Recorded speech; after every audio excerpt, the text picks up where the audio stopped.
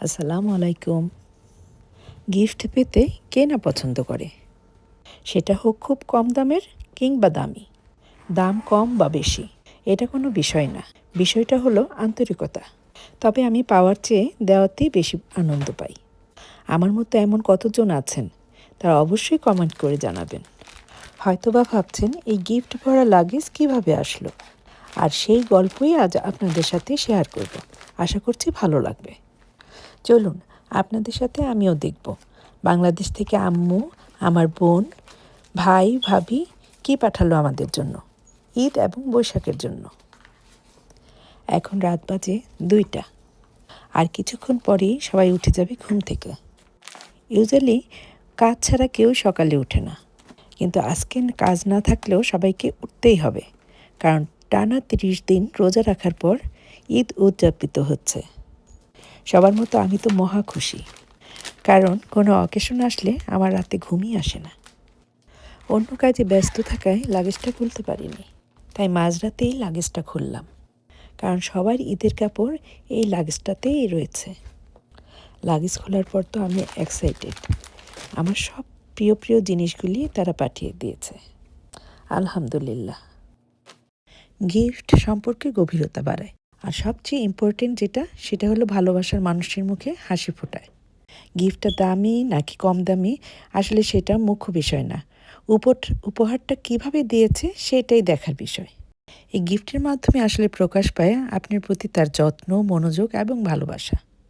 আলহামদুলিল্লাহ, 2 লাগেজ ভর্তি গিফট দেখে মনে হচ্ছে বাবার বাড়ি থেকে ভালোবাসার একটা অংশ পাঠিয়েছেন। আসলে গিফটগুলি পাওয়ার পর মনের ভেতর যে কী আনন্দ হচ্ছে তা আসলে আমি ভাষায় প্রকাশ করতে পারবো না। তারা হয়তো জানে না ঠিক কী দরকার আমার, কিন্তু খেয়াল করলে আপনারা দেখবেন বাবার বাড়ি থেকে পাঠানো জিনিসে একটা বিশেষ যত্ন থাকে। খেয়াল করলে নিশ্চয়ই দেখতে পারবেন গিফটগুলি মিক্সড, যেমন ঈদের কাপড়, বৈশাখের জন্য কাপড় ও টুকিটাকি জিনিস, যেমন মাটির হাঁড়ি, কাঁথা, আমার ব্যবহৃত কিছু উল্লেখযোগ্য কাপড় যেমন আঁখ, বিয়ে, বৌভাতের শাড়ি, বাঁধাই করা কিছু ছবি, যা মনে করিয়ে দেয় সেই সব স্মৃতিগুলোর। আমার প্রতি তাদের আদর যত না, তার চেয়ে বেশি মনে হচ্ছে আদর নানি নাতনি আর মামু ভাগ্নিদের প্রতি।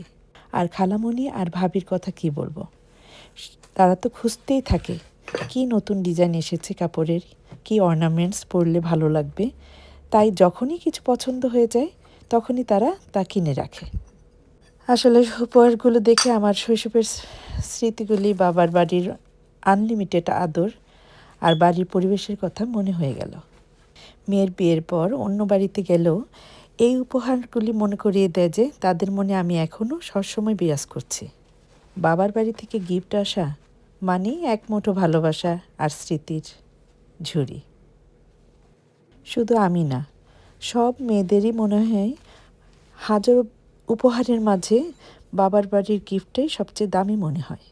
অনেক সময় দেখা যায় আমি গিফটের কথা চিন্তাই করিনি, বাট হঠাৎই দেখি গিফট হাজির। তখন অবশ্য আমি হাসি না দিলেও ঠোঁটের কোণে হাসিটা চলে আসে অনায়াসে।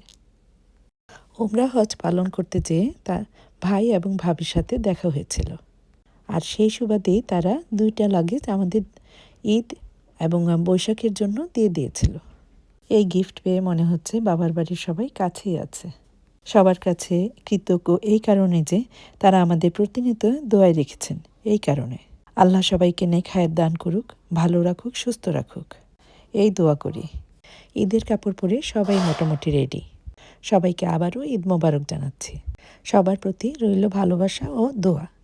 আমার মতো আপনারাও গাইতে থাকুন, রমজানের ওই রোজার শেষে এলো খুশির ঈদ।